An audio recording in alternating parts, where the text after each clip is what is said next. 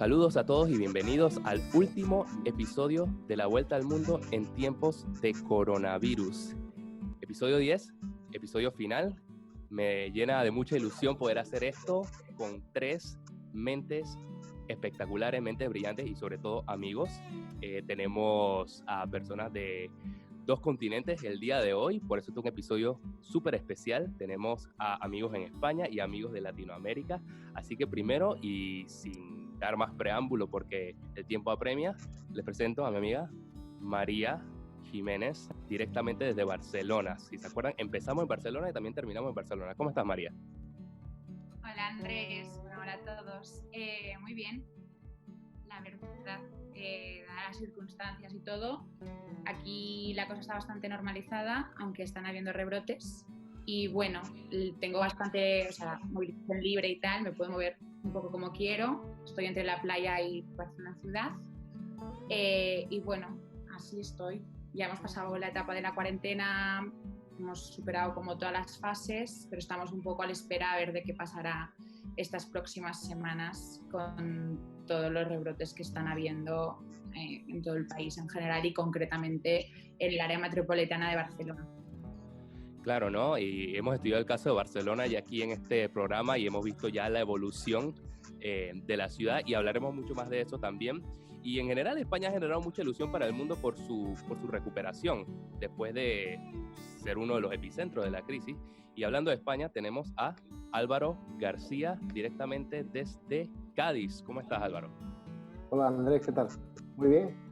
Pues como ha dicho María, bueno, nosotros aquí en España hemos pasado el confinamiento más duro, que duró cerca de 3 meses, y ahora el miedo que tenemos pues, es estos rebrotes que cada día pues, están preocupándonos bastante, ¿no? Sí, es verdad que la situación en Cataluña y en Aragón es más complicada. Bueno, para quien no sepa de España, son comunidades que están al norte. Yo soy de Andalucía en el sur y aquí la verdad es que está la cosa bastante mejor. Lo que pasa es que bueno, esto nos preocupa y nos tiene un poco en duda sobre si la recuperación que habíamos conseguido tan buena va a durar mucho, ¿no? En cuanto a la vida, sí, bueno, aquí la vida después del confinamiento prácticamente poco a poco se ha alcanzado una normalidad casi plena, ¿no? El hecho de tener que llevar mascarillas pero bueno, yo, como ha dicho María, yo también he estado yendo a la playa y bueno, y haciendo una vida casi plenamente normal, ¿no?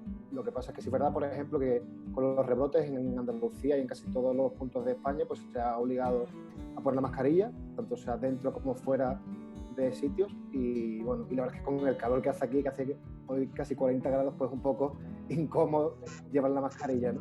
Pero bueno, en general eso, hemos salido de lo grave, pero hay miedo a una segunda oleada porque los rebrotes creo que se está yendo de madre, en cierto sentido.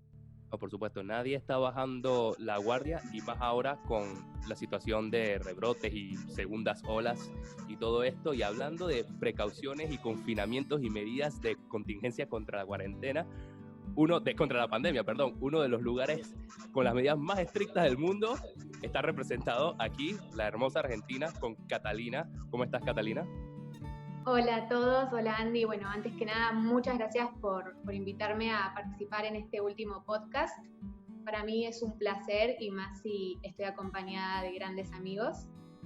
Bueno, como vos bien decís, yo estoy en cuarentena más o menos desde el 15 de marzo, que fue cuando regresamos de Estados Unidos, donde estábamos todos cursando estudios. Pero en Argentina el presidente Alberto Fernández decretó el aislamiento social preventivo y obligatorio el 19 de marzo, que en principio alcanzó a toda la población, obviamente estableciéndose algunas excepciones para personas que desarrollaban servicios o actividades consideradas esenciales, como personal de la salud, fuerzas de seguridad, autoridades nacionales, provinciales, municipales, etcétera.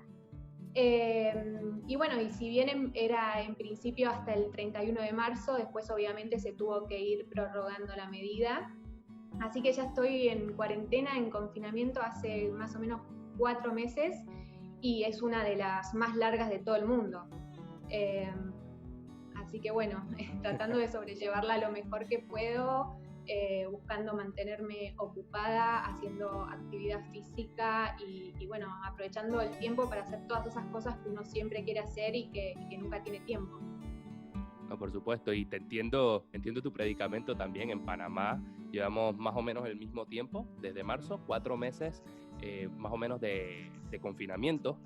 De hecho, tuvimos una semana de libertad, como le estamos diciendo aquí, en la que relajaron las medidas de cuarentena, porque de hecho tienen unas medidas muy curiosas aquí en Panamá, no sé si se han enterado, de que nosotros podemos salir solamente por 1 hora en base al número de nuestro DNI, de nuestra cédula, y hay días de hombres y hay días de mujeres. O sea, nos han dividido por sexo, así que ha estado bastante extremo en cierto sentido, y en esta semana de libertad, bueno, vieron el efecto que tuvo y básicamente volvimos a la normalidad del confinamiento, si se quiere, ¿no? Catalina. Bueno, nosotros en ese sentido en Argentina no tenemos la división del sexo, digamos, día femenino, día masculino, pero sí también tenemos el tema del DNI. Ahora, el viernes pasado, el presidente Alberto Fernández encabezó una conferencia de prensa acompañado por el gobernador de la provincia de Buenos Aires, Axel Kicillof, y el jefe de gobierno porteño, Horacio Rodríguez Larreta, en la que se anunció que desde ahora, o sea, desde el 20 de julio más o menos hasta el 2 de agosto, la cuarentena se iba a ir flexibilizando paulatinamente. Eso es una gran noticia que estábamos esperando mucho en Argentina y sobre todo acá en donde yo estoy actualmente, que es la ciudad de Buenos Aires. El proceso de desescalada constará más o menos de 6 fases. Estamos en una primera fase ahora y están empezando a abrir algunos comercios barriales, o sea, se permite a la gente salir a hacer actividad física, también en función creo que es del DNI y en horarios establecidos, de 7 de la tarde a 10 de la mañana aproximadamente, y se le otorgan, por ejemplo, a chicos más días de salidas recreativas. De todos modos, bueno, seguramente como estuviste viendo vos, Andrés, la cuarentena ha despertado muchas críticas en el país. Claro, y siento que eso es en realidad en todo el mundo, es una situación sin precedentes sin duda que nos agarró a todos desprevenidos y es natural que hayan estas reacciones en contra, ¿no? Pero estamos viendo, como has mencionado, Cata, la reapertura gradual, en algunos países se le llama fases, en otros países se le llama bloques, de lo que es la economía y de lo que es la vida, en realidad. Y siento que España es un caso de éxitos, creo que se podría decir, en cuanto al proceso de reapertura, ¿no? Depende mucho de los gobiernos regionales, pero estamos viendo cómo se está reabriendo todo y con las medidas de precaución necesarias. ¿Cómo se está llevando eso en Cataluña, María? Tú que lo has vivido estando en Barcelona y a las afueras de Barcelona también. O sea, no estoy todo de acuerdo contigo en ese acierto de la apertura gradual, porque, por ejemplo, lo que es en Cataluña o la zona de Barcelona, el tema de las discotecas y el ocio nocturno, yo creo, en mi opinión, que se ha abierto antes de tiempo. La verdad es que la mayor parte de todos los contagios que estamos teniendo aquí están siendo en jóvenes. ¿Qué pasa? Que son asintomáticos, por lo cual no se sabe que tienen el virus, solo se sabe a través de pruebas PCR por si tienen que volver a las oficinas o lo que sea, y se está diciendo y se está viendo que realmente el contagio ha sido causado por las salidas nocturnas, por estar pues en bares cerrados, en discotecas y todo esto. Entonces creo que en este caso gradualmente no lo han hecho bien. Y sí que ahora en teoría las competencias ya los tienen los gobiernos autonómicos de cada comunidad autónoma, porque bueno, España está dividida en 17 comunidades autónomas, y de los errores que se hicieron al principio, las prioridades están un poco alteradas y no sé, en este aspecto creo que estábamos bien, las aperturas estaban siguiendo un camino correcto, pero con el tema del ocio nocturno, como esas ganas y todo, ha hecho que todo se vaya un poco, o sea, hacer como un paso atrás, y se está viendo con el auge de los contagios actuales. Sí, yo, Andrés, si me permite, estoy de acuerdo con María, y además, bueno, cuando se hizo el planteamiento de las fases por parte del gobierno de Pedro Sánchez, del presidente, en realidad nosotros no hubiéramos tenido la nueva normalidad llamada hasta mucho después. Lo que pasa es que hubo como una carrera para ver quién abría fronteras antes, ¿no? De los países del sur para atraer el turismo, para salvar esta estación que es una de las más importantes para los países del sur, ¿no? Entonces países como Italia, Grecia, ya empezaban a anunciar apertura de fronteras, apertura de comercio, y eso hizo que Europa, toda Europa, se pusiese un día en que se abrió la frontera, ¿no? Y yo creo que eso unido a querer salvar la temporada turística, que al final, por los datos que hay, no se está salvando, o sea, porque, por ejemplo, el otro día escuchaba a personas de hoteles en la Costa del Sol, ¿no?, en Málaga, que es de las más turísticas, y se habían abierto solo el 40% de los hoteles, y además los hoteles estaban al 40% de ocupación, cosa que en verano en España eso es impensable, es un 100%, ¿no? Entonces, eso unido también al ocio nocturno, que fue lo que dice María, porque sí es verdad que en el día a día la gente ha respetado esa nueva normalidad, ¿no?, de ponerse las mascarillas, de tal, pero es verdad que, vamos, yo he estado presente en sitios donde a una cierta hora, a las 4, a las 3 de la mañana, obviamente, la gente está hablando, está bailando, no se respeta ningún tipo de medida, ¿no? Y ese es el gran problema. Y yo no puedo entender cómo, claro, porque estas competencias ahora son de las comunidades autónomas, no del gobierno, pero bueno, ya Cataluña y Andalucía están pensando, bueno, en limitar lo que son las discotecas, ¿no? Porque es que aquí en España ahora mismo hay sitios donde tú puedes estar hasta las 7 de la mañana en un pub o en una discoteca, supuestamente sentado, sin moverte, pero eso no se hace realmente. Entonces, el gran problema es ese, ¿no? Y que por ese problema, que me parece una cosa totalmente trivial, pues ya se está haciendo una bola, ¿no?, por ejemplo, en Cataluña. Entonces, yo creo que eso es una de las peores cosas, y creo que deberían, por lo menos, poner un límite de horario hasta las 3 de la mañana, hasta las 2 de la mañana, como había en alguna de las fases, ¿no? Porque está claro que la gente no, sobre todo la gente joven, no lo respeta. Entonces, es un gran problema. Claro, y otro argumento ahora que traen a colación esto de la reapertura de los bares y los clubes nocturnos, pues se está hablando mucho, por lo menos yo he escuchado ese debate de cómo priorizamos la reapertura, o qué sectores abrimos primero y qué sectores abrimos después, ¿no? Y se está tratando de tener en muchos lugares ese balance entre las actividades que dan más rédito económico versus las actividades que, si quieres, pueden ser más prioritarias desde un punto de vista social. No sé, Catalina, si tienes algo que decir sobre esto también. Sí, justamente, o sea, todos entendemos que proteger la salud pública es, en cierto sentido, una obligación del Estado Nacional. Y por lo menos en Argentina, si tenemos en cuenta que, como en muchos países de América Latina, que el sistema de salud es deficiente, entonces resulta lógica la decisión que tomó el presidente Alberto Fernández de, para evitar el colapso del sistema de salud, decretar el aislamiento, ¿no? Pero también muchos países y muchos gobernantes alrededor del mundo han buscado balancear lo que es la actividad económica con el cuidado de salud de la población. Este no fue sin dudas el caso de la Argentina, es un país que está en crisis, que tiene casi un 50% de inflación, uno de los países con la inflación más alta del mundo, un 45% de pobreza, casi una década de déficit fiscal, 2 años de recesión, y que para colmo ahora este año ha entrado en default. Y si junto a eso tomamos en cuenta cuáles son las previsiones del FMI, el PBI va a caer un 9,9% aproximadamente. La verdad que resulta imperativo casi que empiecen a abrir los comercios, que las empresas puedan empezar a trabajar. Una medida muy controvertida que estableció el Estado Nacional, que la verdad que desconozco si en España también fue así, capaz que después alguno de los chicos nos pueden profundizar un poco, es que el gobierno pidió los despidos, y esto afecta principalmente a las pymes, a las pequeñas empresas, que en Argentina representan casi el 95% del entramado productivo y el 70% de la generación de empleo. Entonces las empresas, al no poder pagar los sueldos, están casi al borde de quebrar. Así que bueno, nada, como les digo, resulta muy importante que empecemos a abrir un poco para no ahogar a la población con los impuestos.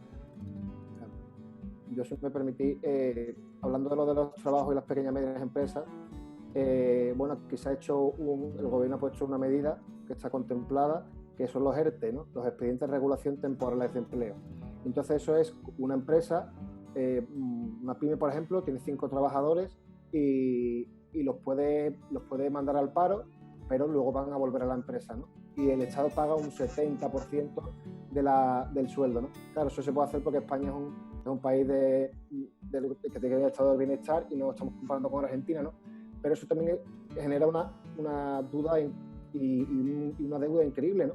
Sabéis que hace pocos días, desde ayer, se cerró el pacto de la Unión Europea para la reconstrucción y bueno, queda casi España 140.000 millones de euros, ¿no? Pero no sabemos en realidad la letra pequeña cuál es, ¿no? Porque todos los países lo han celebrado, ¿no? Italia, España, el ministro holandés, que era el más duro, y bueno, ¿cuál va a ser realmente, ¿no? Entonces, aquí el problema de la deuda, porque lo que está hablando Catalina aquí, las estimaciones son de una caída del 12% del PIB, y nos vamos a ir a una deuda del 114% de la deuda. Entonces, son datos macroeconómicos muy malos, ¿no? Pero parece que este pacto puede solucionar algo, ¿no? Pero claro, entiendo que países como Argentina, que ya estaban muy mal antes de esta crisis, es muy complicado. Es muy complicado sobre todo porque nosotros lo hemos intentado y lo hemos hecho, ¿no? Poco a poco, el proceso será el mismo, supongo, y será el mismo en todos los países. Poco a poco vas abriendo la economía, ¿no? Pero llega un momento que la tienes que abrir entera y ahí te enfrentas a lo que nos estamos enfrentando nosotros, que son los rebrotes. Pues es muy complicado, la verdad. Esto y bueno, ante todo esto del futuro del país y así es como que no puedo como no mirar al 2018, que aquí en España pues hubo una gran crisis de la que antes de la pandemia nos estábamos recuperando y parecía que estábamos viendo la luz ya. Y yo pues a mis 23 años quiero ver un poco pues mi futuro profesional, pues qué voy a hacer, si tengo que irme del país, cómo voy a gestionar esto. Y sí que es cierto que en 2008 sí que conozco gente que emigró, estuvo 2-4 años fuera, luego volvieron y encontraron como su sitio en el país como para crear algo que esté bien. Pero es como que lo pongo como bastante en duda ahora mismo el hecho de marcharse para volver y crear algo, porque no sé si en España, no digo corto plazo, digo ya en el medio plazo, va a haber como alguna posibilidad de crear algo grande. O sea, ¿sabes? Es como que ante todo esto ves la situación como está y es como que se te pone como un nudo un poco en la garganta al ver que costó tanto salir del 2008, que estábamos viendo la luz 12 años más tarde y que nos metemos en una mucho peor. Entonces es como que por mi parte, por muy positiva que intente ser, sí que es cierto que tengo como esta cosa dentro de un poquito el futuro o a dónde vamos a ir, que sí que es cierto que yo valoro muchísimo, bueno, soy muy pro Europa en este aspecto. Creo que pues nos beneficia como país estar dentro de la Unión Europea, pero bueno, no sé vosotros en temas de futuro. No, en definitiva, vamos, que el coronavirus genera incertidumbre en cada una de las esferas de lo que es el tejido social y económico de los países y de los mismos individuos, ¿no? Y esto es quizás lo más aterrador de la situación que vivimos o que nos ha tocado vivir. Pero hablamos mucho de lo que es la recuperación económica de los países y tengo un poco de datos también para los que nos escuchan en el podcast. De hecho, la presidenta del Fondo Monetario Internacional, Kristalina Georgieva, mencionó que nunca antes en la historia los países habían pedido tanto dinero como ahora. O sea, de nuevo, una situación de proporciones históricas. Pero más allá de lo económico y también lo político, lo social y lo cultural también es algo que se ha visto muy afectado. Pero poco a poco estamos viendo cómo también se retoman estas actividades, ¿no? Y parte de la razón por la que esperamos un par de semanas para realizar este episodio es que queríamos ver el contraste entre lo más, pues, el pico más alto de la pandemia, si se quiere, y ahora estamos en una fase de recuperación ya, ¿no? Y siento que la noticia que recibimos hoy de Barcelona es un buen indicativo de que estamos empezando a retomar esos aspectos culturales de la vida, ¿no? Sant Jordi, que se celebra el 23 de abril, ahora se está celebrando hoy, 23 de julio, que es que estamos grabando este programa. María, ¿por qué no nos cuentas un poquito de eso? Bueno, sí, la verdad es que, bueno, como es evidente, el 23 de abril no se pudo celebrar Sant Jordi, en Madrid creo que se llama el Día del Libro y así, y la verdad es que fue un golpe duro porque, bueno, además todo el sector de libros con el tema de Amazon ya estaba perdiendo pues mucho y si le quitas Sant Jordi pues se va bastante, desaparece prácticamente. Lo que se puso esta fecha alternativa, el 23 de julio, para celebrarla y realmente hace una semana se va a celebrar como un segundo Sant Jordi, obviamente con las medidas de seguridad, mascarillas, distanciamiento y así, pero tras los rebrotes que ha habido esta última semana sobre todo y más en Barcelona y la metropolitana, se ha anulado. Sí que es cierto que yo hoy que he venido a la playa con el coche sí que hay como algunas pequeñas librerías que fuera pues venden libros pues en su pequeña tiendecita, pero para nada van a tener ningún tipo de beneficio extra ni ganancias, y esto es como que ¿dónde queda la cultura? También se está hablando mucho estos días de lo primero que cierran quizás son los teatros, los cines, pero siguen con las discotecas abiertas, no sé, es eso, el tema de la cultura realmente, según mi opinión, aquí en España no se está teniendo muy en cuenta, y creo que es una gran parte de nuestro patrimonio. No, ciertamente, ¿no? Y de nuevo al punto que discutíamos hace unos minutos, ¿qué priorizamos, ¿no? Y la cultura, siento que también es cierto para muchos países latinoamericanos. Hablo por Panamá, no está siendo lo suficientemente valorada como patrimonio y como actividad económica tampoco, porque también le podemos buscar la utilidad a eso. Sí, María. O sea, ya no solo como actividad económica. Yo, por ejemplo, durante el confinamiento, que estaba encerrada en mi casa, ¿qué hacía? Leía libros, veía películas. Al fin y al cabo, es de lo que nos nutrimos nosotros como para activar nuestro cerebro, para aprender, para seguir, pues, no sé. O sea, para mí es algo esencial. Entonces, ¿qué sentido le estamos dando? Si es realmente lo que durante la cuarentena, entre comillas, muy entre comillas, a mí personalmente me ha salvado. Me ha mantenido sana mentalmente, ¿sabes? Entonces, es por eso que creo que está aquí un poco se está dejando de lado cuando es algo pues muy importante.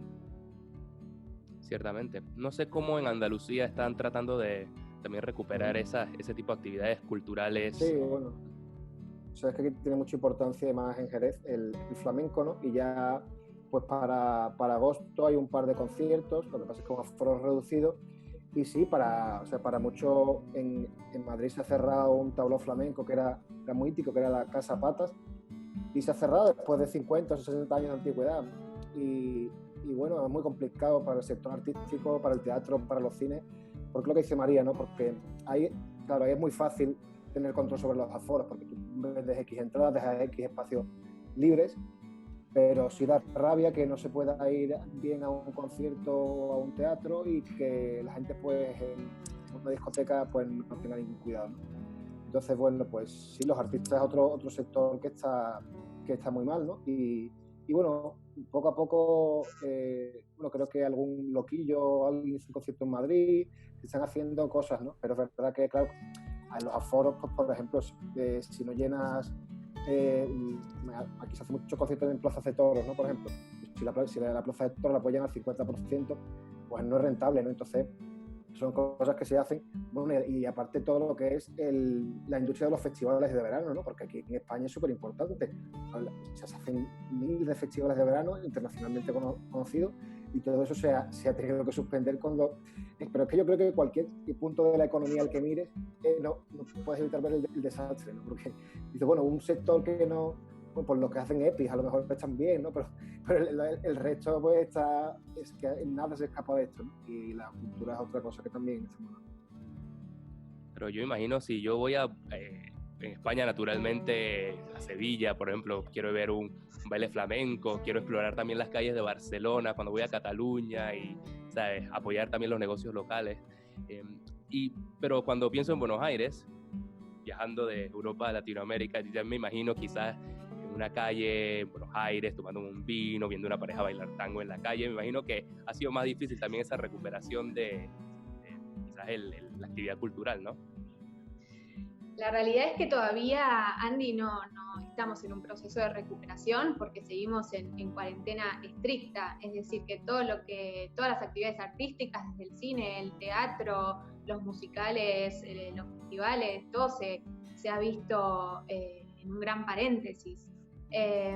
Pero bueno, más allá de eso, yo, como dice María, y tomando un poco sus palabras, creo que la pandemia es una gran oportunidad para todos, para conectar con la cultura desde otro lado. No podemos ir presencialmente, pero tenemos siempre un libro, tenemos una buena película, tenemos un montón de material en internet que podemos aprovechar para seguir profundizando y aumentando nuestros conocimientos en ese aspecto. Yo, por ejemplo, a principio de año me había puesto como un objetivo muy importante leer más literatura latinoamericana. La verdad es que pensé que no iba a poder cumplirlo porque estábamos cursando un máster, porque teníamos teóricamente prácticas en España, profesionales. Entonces, bueno, yo siempre por las dudas lo pongo y si después lo puedo cumplir, mejor aún. Y la verdad es que terminó siendo el objetivo que más pude lograr. Así que nada, traté de leer un poco, leí un libro de Ernesto Sábato, de Cortázar, de Gabriel García Márquez, estoy estudiando un poco de arte, que a mí me encanta. Creo que va por ahí el asunto, saber aprovechar las oportunidades desde otro lado. Y saben, ahora que mencionas esto, Catalina, porque nuestra audiencia es muy culta y le encanta informarse y le encanta explorar y conocer mucho más. Ahora que hemos tenido tiempo para, pues, saben, ver más películas, ver más documentales, leer más libros, un libro y una película o serie que ustedes recomienden que hayan visto en la cuarentena. Empezamos por María. Vale, a ver, yo no es que lo haya leído por primera vez durante la cuarentena, sino que lo he releído. Y Adiós a las armas, de Ernest Hemingway. Creo que es un clásico que es súper importante y que te ayuda a entender un poco también el contexto. Pues no sé, te ayuda a ver las cosas de otra manera. Y una película,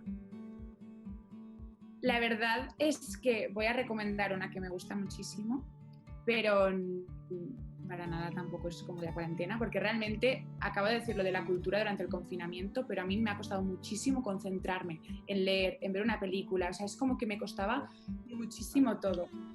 Pero, bueno, no, ¿puedo decir en vez de una película una serie? Sí, por supuesto, ¿película o serie? Vale, pues The Politician. Sobre todo ha salido ahora la segunda temporada y creo que está aún mejor que la primera. Es divertidísima, apoyo lo que dice María. Genial, me la vi en 2 días, de verdad. Catalina. María, no se vale, tenía que ser algo que se haga durante la cuarentena, pero no, un chiste. Yo recomiendo como película una que se llama The Windermere Children, que trata un poco sobre cómo el gobierno británico accedió a recibir aproximadamente 1.000 niños y adolescentes judíos de campos de concentración y les brindó asistencia psicológica para insertarlos socialmente. Es muy buena, muy profunda, muy emotiva, la verdad que te deja pensando muchísimo. Y un libro, bueno, sé, Andrés, que vos también lo leíste, creo que estamos a la par en eso, que es El amor en los tiempos del cólera de Gabriel García Márquez. Creo que vale muchísimo la pena, es un libro que él escribió 3 años después de ganar el Premio Nobel de Literatura. Es un exponente del realismo mágico y la verdad que te habla de la vida, de la muerte y del verdadero amor. La verdad, muy recomendable. Ciertamente. ¿Álvaro? Pues yo recomiendo, no, es ensayo, no es novela, pero es muy entretenido. Imperiofobia y leyenda negra, de Elvira Roca Barea, que trata sobre cómo se construyó durante siglos. Ella empieza con el humanismo italiano, ¿no? Una leyenda negra de España, ¿no? Y cuántas cosas han llegado a día de hoy que se dan por una verdad absoluta y que si buscamos un poco en la historia y en los datos son totalmente falsas, ¿no?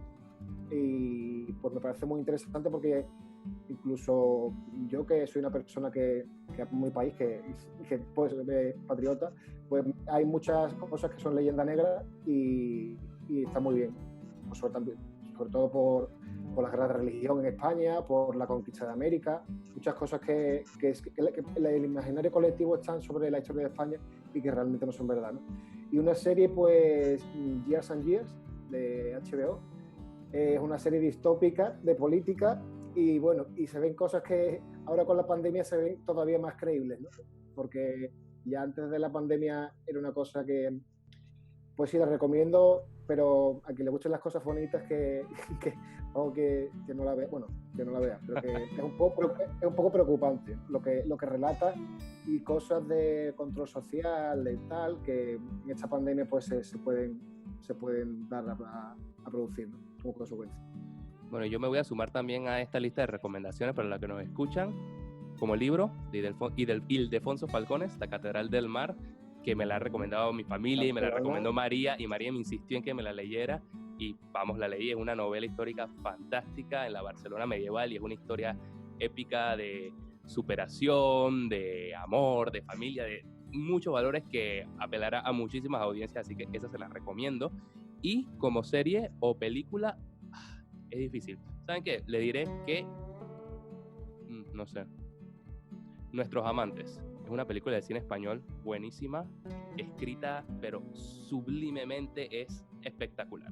Es corta, es buena, te llena el corazón. Se las recomiendo a ustedes y a los que nos escuchan también. Y bueno, yo la vi, Andrés. Tú la viste, y yo sé que tú la viste. Y es buenísima. A ustedes, María, Álvaro, léansela también. Pero, oigan, para terminar, quiero que brevemente, en 20-30 segundos, pues saben, la cuarentena ha sido, el confinamiento, el COVID ha sido difícil. Pero siento que de cada mala situación se puede sacar algo bueno. No hay mal que por bien no venga, ¿no? Así que, algo bueno en 20 segundos cada uno que creen que ha salido de toda esta crisis de la COVID-19. Vamos con María. Bueno, pues a nivel personal, y quizás puede sonar muy tópico, es como a darme cuenta que yo antes era muy feliz y no lo sabía. Yo me quejaba mucho en Pamplona del tiempo, de que tenía mucho trabajo, de que echaba de menos mi ciudad, pero realmente ojalá volver a esos tiempos, y luego a ser más creativa. Es como que me he forzado a hacer cosas que antes tenía olvidadas y que realmente siempre me han gustado muchísimo, como por ejemplo escribir. Excelente. ¿Cata? Yo creo que un poco la pandemia nos obligó a tirar por la borda esa ilusión que tenemos los seres humanos de pensar que el control y el dominio es posible. Nos obligó a todos a frenar y a hacer un fuerte ejercicio de introspección. Yo por lo menos lo hice. Muchos creen que este año, el 2020, es un año perdido. Yo no lo veo así. Creo que fue un paréntesis que vino a recordarnos qué es lo importante en la vida, y que la vida es corta y que hay que vivirla. Así que creo que sirvió muchísimo. Amén. ¿Y Álvaro? Hombre, yo lo que más destacaría a nivel colectivo que se ha visto en España es la solidaridad, ¿no? Y cómo las personas al final somos buenas, yo creo. No por naturaleza, pero bueno, porque por ejemplo aquí se ha visto el caso de los médicos, ¿no? De cómo se han esforzado, de cómo han trabajado hasta la extenuación, ¿no?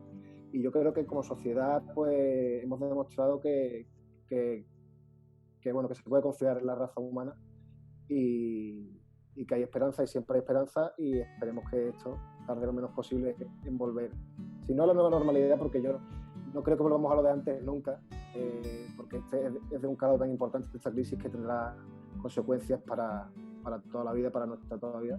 Pero bueno, que podamos volver por lo menos a vernos todos, ¿no? Y estamos cada uno en una punta del mundo. Bueno, me quedo con sus brillantes reflexiones. María, Catalina, Álvaro, mil gracias por participar de este último episodio de La Vuelta al Mundo en tiempo de coronavirus. Y gracias a ustedes que nos han escuchado a través de esta aventura que hemos hecho circunnavegando el mundo aquí desde nuestras casas. Así que sin más, me despido de ustedes, nuestros queridos invitados, y de ustedes, querido público. Así que, hasta la próxima. Muchas gracias, Andrés. Gracias. Yes. Gracias, Andy.